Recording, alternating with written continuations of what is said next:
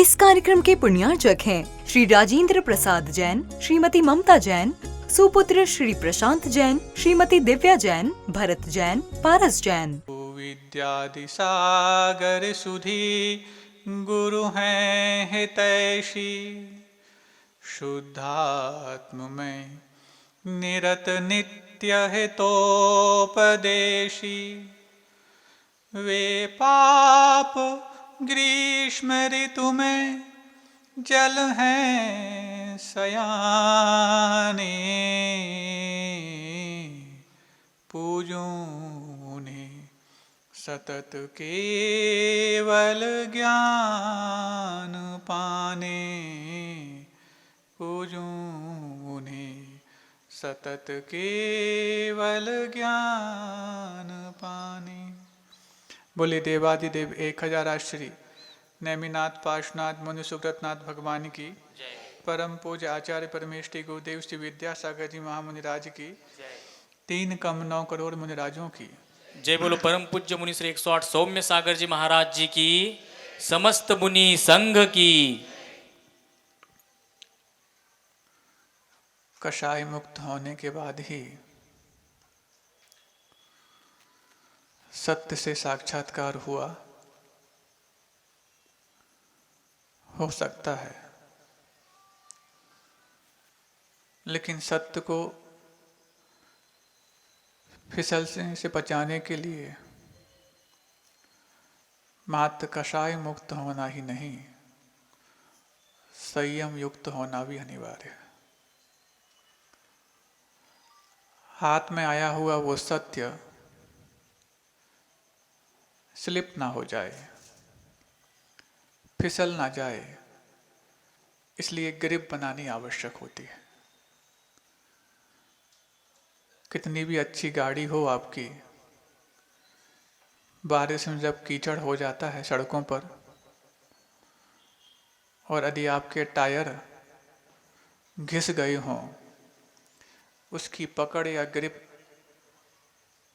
समाप्त हो गई हो, तो अच्छा ब्रेक लगाना भी चाहो, ब्रेक लगता नहीं। ऐसा ही हमारे पुराने जो संस्कार हैं, उनको यदि परिमार्जित करना चाहते हैं, तो प्राचीन संस्कारों को परिमार्जित करने के लिए संयम की आवश्यकता होती है। कभी आप लोगों ने नोटिस किया हो, जिन नदियों में जल्दी बाढ़ आती है, उन्हीं नदियों में जल्दी सूखा भी पड़ता है। जिनमें बाढ़ आई है उनमें सूखा, हाँ, 1 साल बाढ़ आए, दूसरी साल सूखा, तो बात समझ में आती है। लेकिन नहीं, जिस महीने बाढ़ आई है उसके अगले महीने ही सूखा पड़ने की भी संभावना निर्मित हो जाती है। क्यों? तो इस क्यों का उत्तर तो हम तब समझेंगे, पहले ये समझें कि जल्दी बाढ़ आई क्यों। शायद नदी गहरी नहीं होगी। ठीक है, नदी गहरी नहीं है, उथली है, तो बाढ़ आ गई, ठीक है, मान समझ ले। लेकिन बाढ़ जाने के बाद तो कम से कम उतना पानी तो बचे जितनी गहरी वो है। वो पानी भी क्यों सूख जाता, वो अगले ही महीने सूखे जैसी स्थिति क्यों बन जाती है? गहरी ना होने से बाढ़ आना स्वाभाविक है, लेकिन जब उसके तट मजबूत नहीं होते तो बाढ़ के पानी में मात्र नदी नहीं बहती, उसके तट भी बह जाते हैं। और जब तट बह जाते हैं तो वो नदी नदी ना रह करके पठार बन जाती है। और पठार पर पानी कब तक टिक सकता है? इस महीने बाढ़ है तो अगले महीने सूखा आ जाता है। हमारी जीवन रूपी नदी में भी ऐसी ही परिस्थितियां निर्मित हुआ करती हैं। हम यदि अपने गंतव्य तक पहुंचना चाहते हैं तो उसमें गंभीरता रूपी गहराई पहले आवश्यक है और अनुशासन रूपी तट भी आवश्यक है। अब कोई पूछे दोनों एक साथ ना रखें, एक से काम चल सकता है क्या? चल सकता है महाराज, बहुत अच्छा। फिर तो अनुशासन नहीं भी है, संयम नहीं भी है, काम चल सकता है गंभीरता से? हाँ चल सकता है। चलो कैसे महाराज? अरे मान लो वो नदी गहरी है, उतनी गहरी नदी अपनी गहराई को बरकरार रखना चाहती है, तो बाढ़ में भली कमजोर तट हैं, बह तो जाएंगे, लेकिन बहने के बाद वो तट जो उसको गहरा बनाने के लिए कारण बन रहे थे, वो उसको गहरा भी नहीं रख पाएंगे। तो यदि आप अपनी गंभीरता या गहराई बरकरार रखना चाहते हैं, तो आपको आपो आप ऑटोमेटिकली वो तटों को मजबूत करने की प्रेरणा अंदर से अवश्य मिलेगी।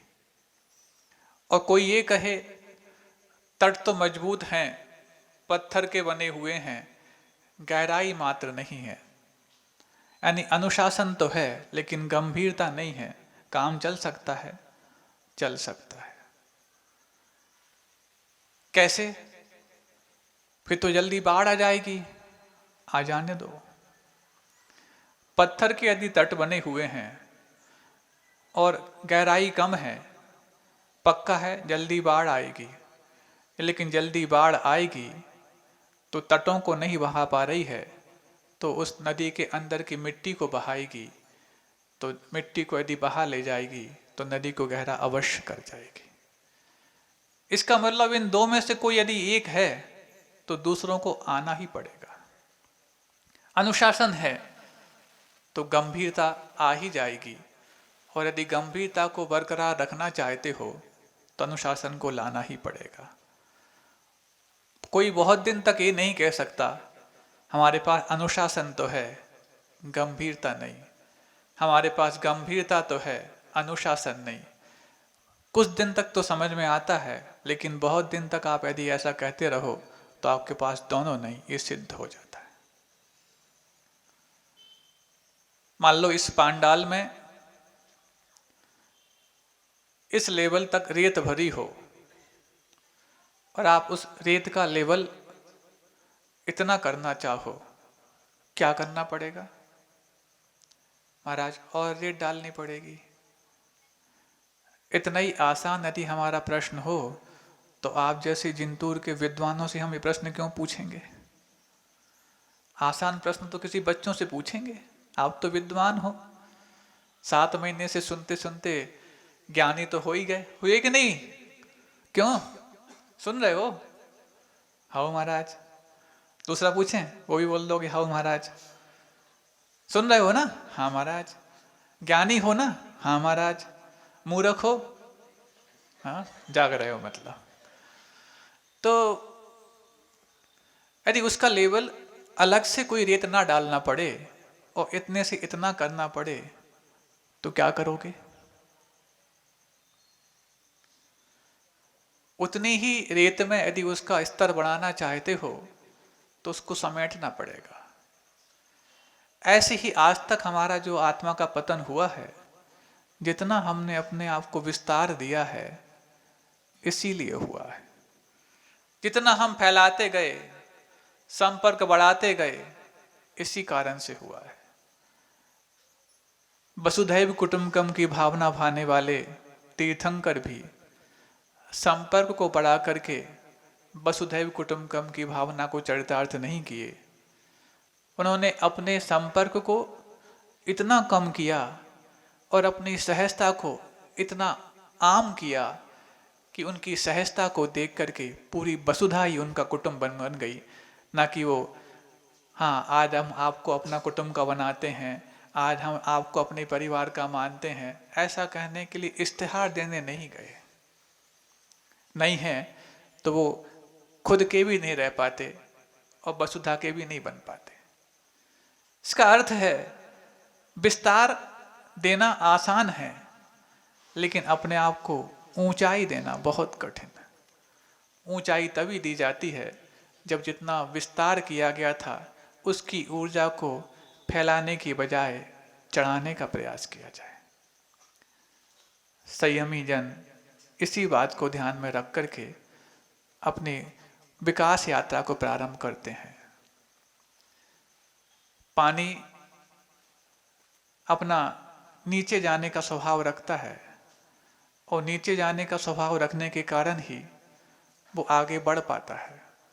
लेकिन जब उसको बांध दिया जाता है तो बांध में बंधने के बाद वो चलना या बढ़ना भले ही प्रारंभ ना कर पाए, लेकिन बंधने के कारण वो चढ़ना प्रारंभ कर देता है। चलना भी आसान है, आगे बढ़ना भी आसान है, लेकिन चढ़ने में बहुत मेहनत लगती है। अच्छे अच्छे बलशाली भी जब पहाड़ी पर चढ़ते हैं तो उनकी श्वास फूलने लग जाती है। ऊपर पहाड़ी में चढ़ने पर श्वास फूलता है तो संयम की यात्रा पर चढ़ने पर विश्वास फूलता है। विश्वास और श्वास, इसमें एक उपसर्ग का अंतर है जिसका नाम वी है, लेकिन ये वी उपसर्ग विशेष है। विशेष रूप से जो श्वास लेने लायक आपको बनाए वही विश्वास होता है। सोचो, जब कोई आप पे विश्वास करता है या आपका आत्मविश्वास आपके पास होता है, चैन की श्वास ले पाते हो ना, हाँ अब सब ठीक है।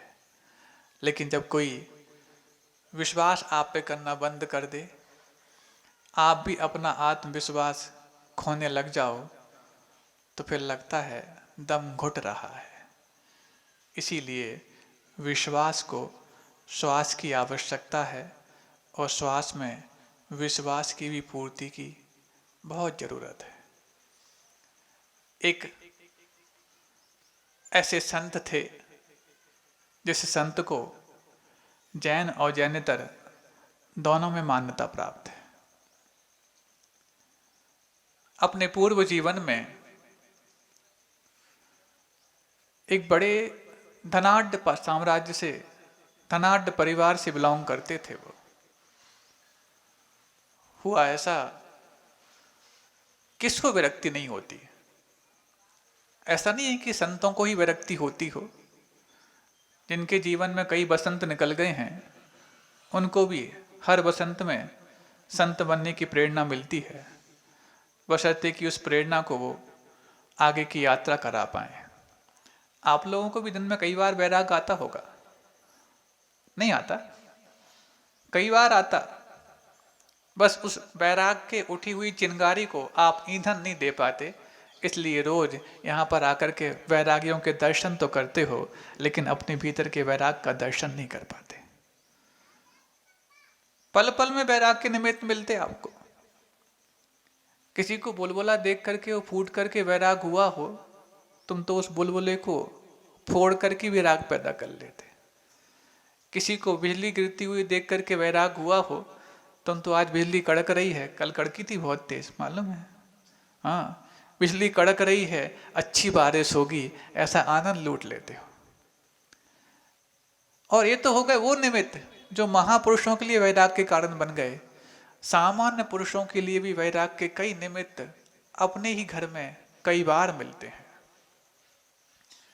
जिससे उम्मीद की थी बड़ा होकर के हमारा साथ देगा, इस धन की जो मैंने वर्षों से मेहनत से कमाया है उसका सदुपयोग करेगा, लेकिन जब वो आप ही के सामने उसका दुरुपयोग करने के लिए उतारू हो जाता है तो कैसा लगता है? इससे तो अच्छा था कि हम कमाते ही नहीं। इसके लिए कमाया था कि व्यसनों में लग जाए, दूसरा लूट ले जाता फिर भी समझ में आती, लेकिन मेरे घर का ही बच्चा मेरे ही सामने लूट कर जा रहा है और बुराइयों में लगा रहा है, कुछ कह भी नहीं पाते। उस समय लगता है इस धन से और इस धन को कमाने के पीछे जो हमारा उद्देश्य था उससे पहले विरक्त क्यों नहीं हो गए। लेकिन जब सदुपयोग में लगाने की बात आती है, उस वक्त अच्छे अच्छे वैरागियों को भी अपना लोभ छोड़ना बहुत कठिन होता है। परसों आपके लोभ छोड़ने की परीक्षा होने वाली है। महाराज रोज क्यों बोल रहे हो?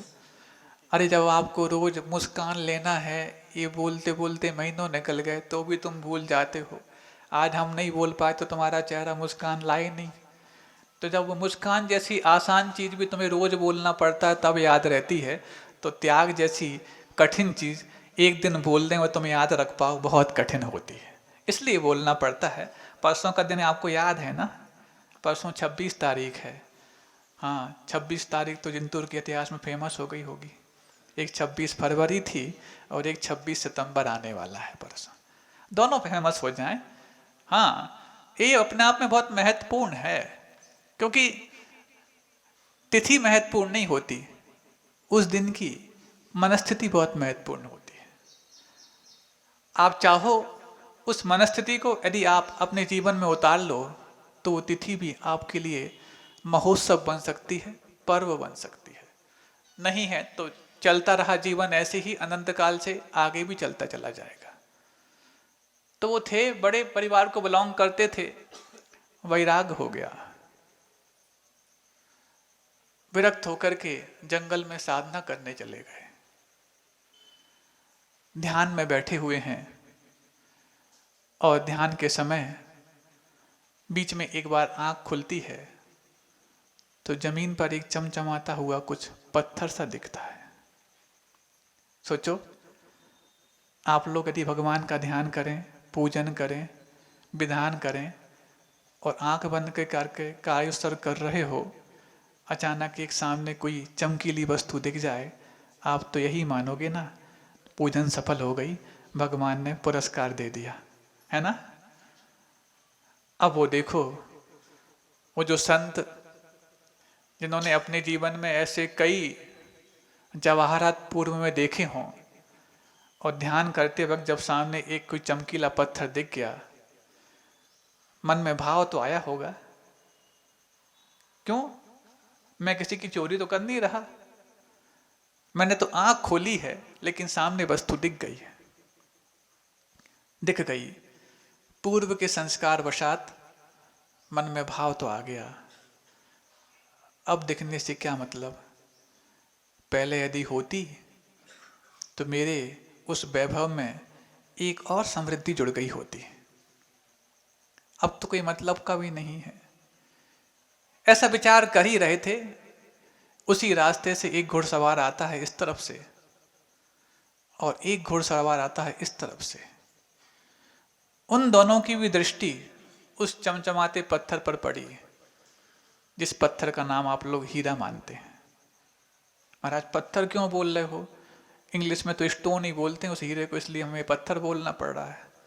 यदि स्टोन का अर्थ तुम जवाहरात मानते हो तो हम ये मानेंगे आपका जो मंदिर है और संत निवास वो भी जवाहरात का बना है, हीरे का बना है, ऐसा बोल दें? नहीं महाराज, पत्थर का बना है, तो स्टोन का ही बना है ना, तो स्टोन को हम पत्थर ही तो बोल रहे हैं। महाराज ठीक है, अब बोल लो, हम बड़ी मुश्किल से कमाते हैं और हम जोड़ जोड़ करके लगाते हैं, हमारे लिए तो हीरे से बढ़कर है। आपने ना कमाना ढंग से समझा और ना लगाना ढंग से समझा, इसलिए उसको पत्थर मानते हो। हाँ, मान्यता के तो खेल है, संसार पूरा मान्यताओं से ही चल रहा है। आपने मान रखा है जो पिछले भाव में दूसरे का बेटा था, आज आपके घर में आ गया तो हमारा है। जिस बेटे को पिछले भाव में देख करके उससे बैर रखते थे, आज आपके ही घर में पैदा हो गया तो दूसरा उस पर देख ना ले, ऐसी निगरानी रखते हैं। मान्यता है। यदि मान लो जिस अस्पताल में जन्म हुआ उस बच्चे का, नर्स उसको बदल देती, तुम्हारा वहां से यहाँ कर देती, तो तुम्हारे पास है, और माँ ने आंख खोलते वक्त जिसको देखा है उसी को अपना मान लेती। वहां नहीं तुम अपना डीएनए टेस्ट कराते कि हमारा बच्चा है कि दूसरे का बच्चा है। बात समझ में आ रही है? ये सब मान्यताएं ही हैं जो संसार में सच्चे और झूठ के लिए कारण बनती हैं। तो बस एक इस तरफ से घुड़सवार आ गया, एक इस तरफ से घुड़सवार आ गया, उस हीरे को देखा, बस उसने कहा पहले मेरी नजर पड़ी है इसमें। दूसरे ने कहा तुमने देखी थी मेरी नजर, जो तुम बोल रहे हो कि मेरी नजर पहले पड़ गई थी, तुम तो देख रहे थे नीचे, मैंने तो सीधा सीधा उस चमचमाती वस्तु को देखा था, तुमसे पहले देखा था। नहीं है तो इस संत से पूछ लो किसने पहले देखा था। संत बड़े असमंजस में, वो सोच रहे थे कि मैंने पहले देखा, लेकिन उठाने के भाव तो नहीं किए। ये भाव तो आ गए, ये यदि उस समय होता जब मैं गृहस्थ जीवन में था तो मेरी समृद्धि में एक 4 चांद लगा देता। अब होने से भी फायदा क्या है। इस बीच में भाव कर रहे थे कि दोनों घुड़सवार आकर के उस हीरे के पीछे पड़ जाते हैं। पहले मैंने देखा, मेरा इस पे अधिकार है। पहले मैंने देखा, मेरा इस पे अधिकार है। देखने मात्र से अधिकार हो जाता तो संसार में हर व्यक्ति जानना और देखना जानता है, उसको हर वस्तु पे अधिकार हो जाता। क्या उस हीरे पर जिसने पहले देखा उसका अधिकार आप मानोगे? क्यों जिंतूर वालों? उन दोनों घुड़सवारों में से जिसने उसको पहले देख लिया उसका अधिकार होगा? नहीं ना। तो तुमने भी तो अपने घर में जिसको पहले देख लिया उस पर अधिकार जमा के बैठे हो, भले ही वो पिताजी ने कमा के रखा हो चाहे दादाजी ने कमा के रखा हो। तुमने कमाया होता तो तुम्हारा अधिकार माना जाता। पुश्तैनी जायदाद को अपना मानने वालों, देखने मात्र से अपना अधिकार जताने वाले तुम बन गए हो। उसको तो बेवकूफ कह रहे हो या उसको तो अन्यायी बोल रहे हो जिसने हीरे पे दृष्टि डाली और अपना मान लिया। लेकिन तुमने भी तो अपने पूरे घर पे, जायदाद पे, चल और अचल संपत्ति पे दृष्टि मात्र पड़ने से अपना मान लिया।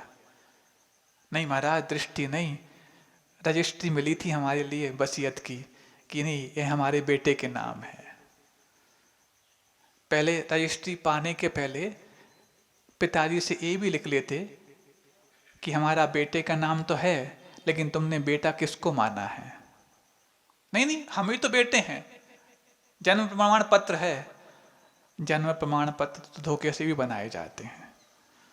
आधार कार्ड है, जिनके जीवन में स्वयं को आधार नहीं मिल पाया वो दूसरों को आधार कार्ड क्या बताएंगे? तो महाराज अब कैसे बताएं? सिर्फ मान्यता है और कुछ ज्यादा मत बताओ। दोनों ने तलवारें खींच ली। किसने? घुड़सवार ने। आप लोग भी तो खींच लेते हो जब बंटवारा होता है, नहीं खींचते क्या? वो तलवार खींचते हैं, तुम अदालत में खींचते हो। एक दूसरे को खींच के ले जाते हो, पहले सेशन कोर्ट में, फिर डिस्ट्रिक्ट कोर्ट में, फिर हाई कोर्ट में, फिर सुप्रीम कोर्ट में। काम ना बने तो फिर यूनिवर्सल कोर्ट में। सारे कोर्ट आपको न्याय देने से बाज आ सकते हैं, लेकिन तुम्हारा अंदर का कोर्ट हमेशा तुम्हारे साथ न्याय करता जा रहा है। इसके भीतर तुम जाने का प्रयास भी नहीं करते। तलवारें खिंच गईं, 1 मिनट नहीं हुआ, उस एक हीरे की चमक ने दोनों के जीवन की चमक को समाप्त कर दिया और दोनों के सर जमीन पर गिर पड़े। संत देखते हैं, हो मेरे तो मात्र वो दृष्टि में आया, मन तक आया, अच्छा रहा मैंने मन को लगाम लगा के रखी थी, नहीं तो मेरा भी हश्र वो ही होता जो इन दोनों का हो गया। इसीलिए शुरुआत में कहा, हमारे पुराने संस्कारों को परिमार्जित करने का नाम ही संयम है। मान लो वो व्यक्ति जो संत के रूप में आज बैठा है, सोच तो रहा है कि उस समय यदि मेरे पास होता तो बहुत काम का होता। आज देख करके भी जब वो दोनों घुड़सवार नहीं भी आए थे, अपना मान सकता था, लेकिन संयम में उस पर लगाम लगा के रखी। संयम लगाम लगाता है, ताला नहीं। फिर से बोलें, ताले में और लगाम में अंतर होता है। मन, वचन और काय, ये 3 योग है ना, इन तीनों पे ताला तो लगता है 13वें गुणस्थान के अंत में जाकर के, जब योग निरोध होता है। उसके पहले पहले तक 6ठे गुणस्थान से लेकर 13वें गुणस्थान तक इस पे लगाम लगती है। लगाम नियंत्रण का नाम है और ताला उसके खात्मे का नाम है। अभी जब तक खात्मा नहीं किया है तब तक आत्मा पर उस मन को लगाम लगाने के संस्कार देते चले जाओ, तब जाकर के तुम्हारे जीवन में उस संयम की सुगंधी फूट पाएगी।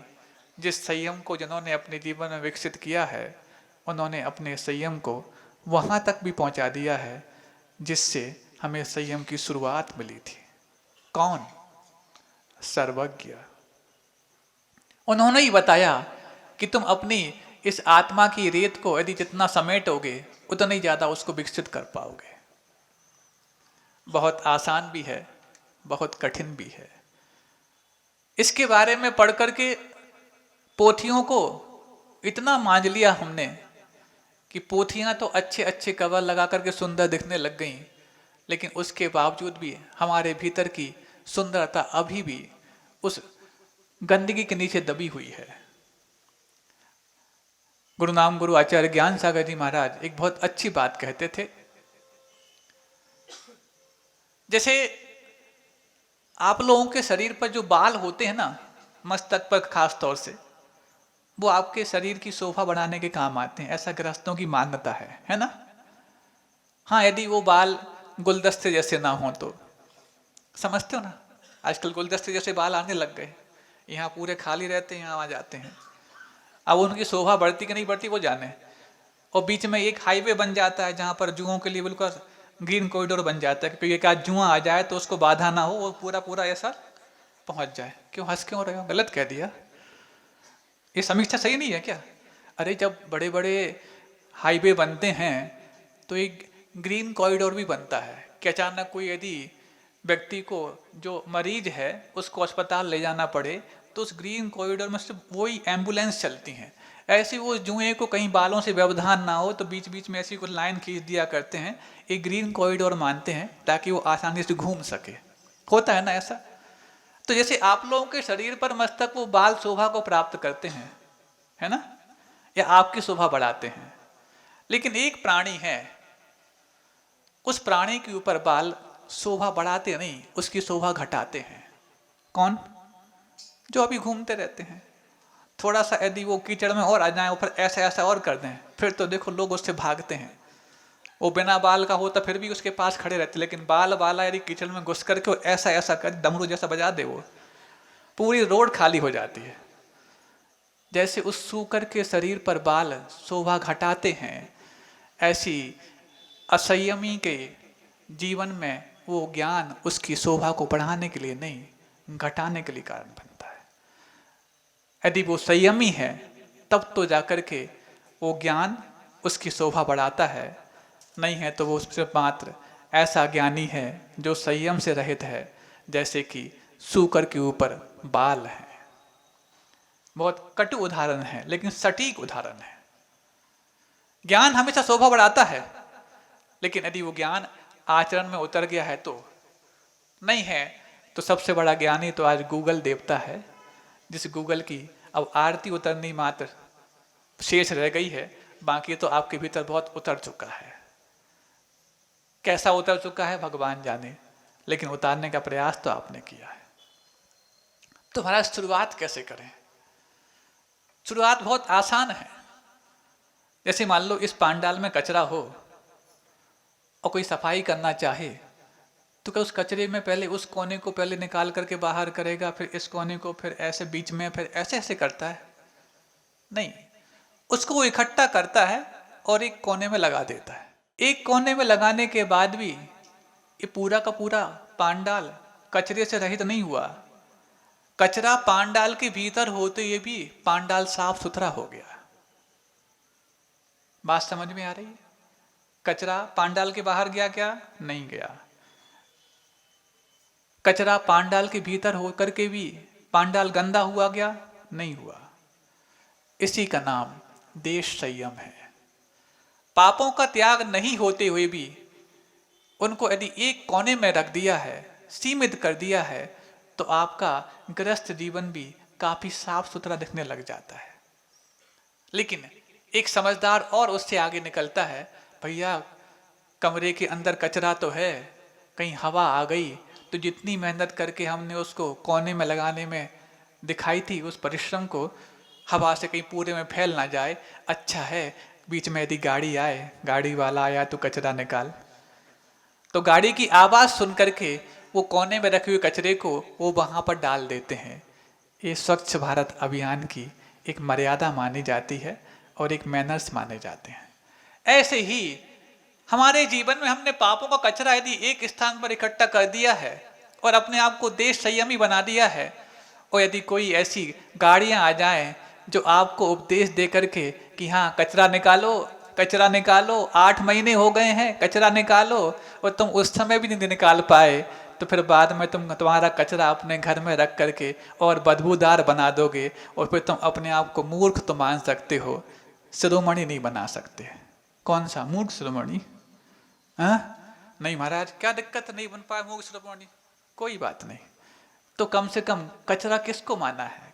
जब बच्चे खेल खिलौने खेलते हैं, वो कंकर पत्थर इकट्ठे कर लिया करते हैं और इकट्ठा करके एक किसी घरौंदे में जाकर के उसको रखते हैं। अपन जब जाके पहुंचते हैं, क्यों, क्या कर रहे हो? नहीं तिजोरी में रख रहे हैं। कंकर पत्थर रख रहा है, घरौंदे में रख रहा है, चल हाथ खराब कर लिया। जैसे तुम उन बच्चों की संजोई हुई संपत्ति को कंकर पत्थर कह करके वो दूर करने की बात कहते हो, ऐसी गुरुजी के बच्चे तुम्हारी तिजोरी में रखे कंकर पत्थर को बाहर निकालने की बात कहते हैं। वो पुण्यानुभूति तुम्हारे पास हो जाए, ऐसी अनुभूति का। तालियां मात्र बजाई हैं कि भीतर से तालमेल भी बैठाया है।